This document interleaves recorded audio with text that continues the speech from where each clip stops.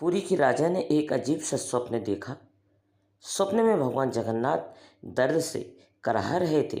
उनकी मुखकांत मुरझाई हुई थी और वे राजा को उल्हान दे रहे थे।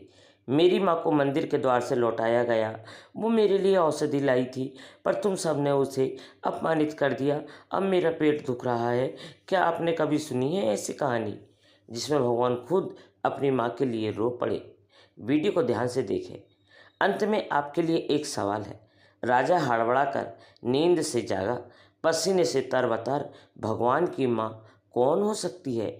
ऐसा कैसे हो गया कि किसी भक्त को मंदिर में प्रवेश तक न करने दिया जाए? राजा को कुछ समझ नहीं आया। आखिर वह औरत कौन हो सकती है? कुछ दिन पहले एक गरीब महिला रोज की तरह सुबह सवेरे अपने थके हुए पैरों को घसीटती मंदिर की ओर चली जा रही थी। उसके तन पर बस एक पुरानी सी साड़ी थी। इस संसार में उसका कोई नहीं था, न पति, न बच्चे, न कोई आसपास। लेकिन इस तरह तन्हाई में भी उसकी आंखों में एक अद्भुत चमक थी। वह मंदिर के प्रांगण में पहुंचकर भगवान जगन्नाथ की प्रतिमा के आगे बैठ जाती और बड़ी दीनता से कहती, लल्ला, मैंने तुम्हारे लिए कुछ भी नहीं किया तो कैसे माँ कहला सकती हूँ?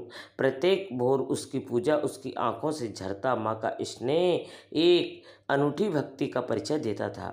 बाकी लोगों के लिए भगवान जगन्नाथ पूजनीय देवता थे, मगर उस बूढ़ी स्त्री के लिए वह तो लल्ला था। उसका अपना बच्चा कुछ समय बाद मंदिर में एक दिन पुजारियों ने भगवान के लिए 56 भोग सजाए। इस भव्य आयोजन को देखकर वह महिला थोड़ा बेचैन हो उठी। इतना सारा खाना, मेरा लल्ला इतना सब कुछ खाएगा तो कहीं उसके पेट में दर्द ना हो जाए? उसकी आंखों में चिंता के आंसू थे।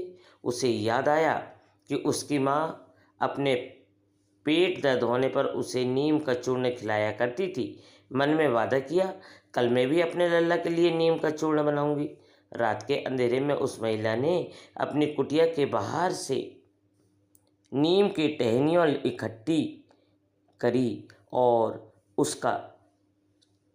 उसने उसको सिल पर पीसा और बड़ी सावधानी से एक छोटी मिट्टी के डिबिया में भरा और मन ही मन मुस्कुराई, लल्ला, कल से तुम्हारे पेट की तकलीफ नहीं होगी। उसके लिए यह छोटा मोटा काम नहीं था।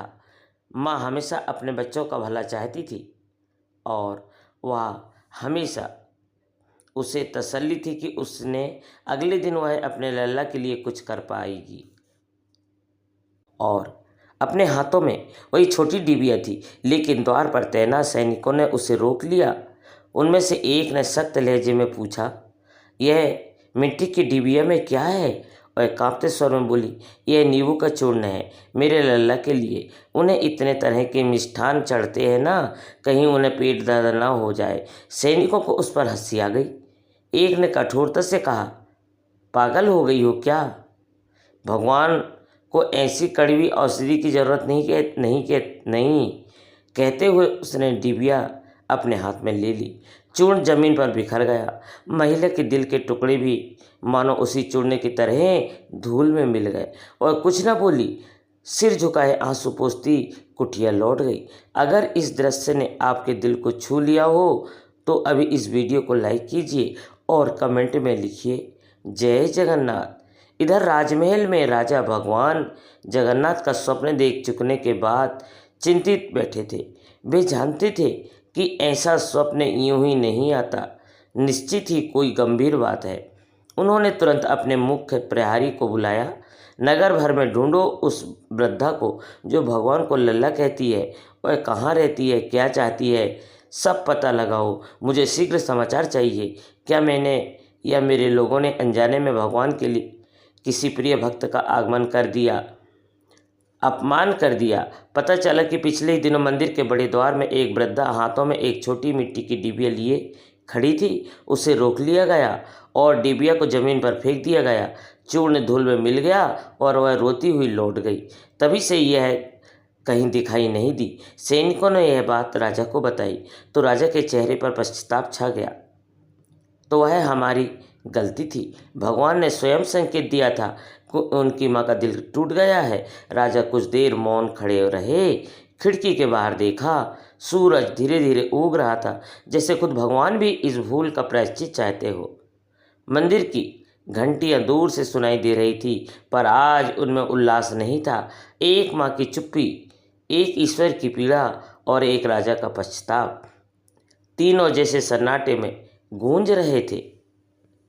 और सैनिकों ने सारा राज्य छान मारा और महिला का पता लगाकर राजा को खबर दी। जब उसे महिला का पता चल गया तो वह स्वयं वहां पहुंचा। टूटे दिल से उस बूढ़ी स्त्री के चरणों में झुक गया और बोला, माता, मुझे क्षमा कर दो। मैं अज्ञानता में तुम्हारी भक्ति न पहचान सका। तुम तो स्वयं भगवान की माँ हो। तुम्हारा अपमान करके मैंने जगन्नाथ का भी उद्योग पहुंचाया है।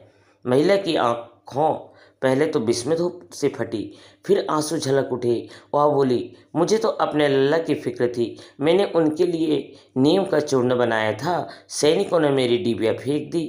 राजा ने प्रेम पूर्वक उस मंदिर चलने को कहा।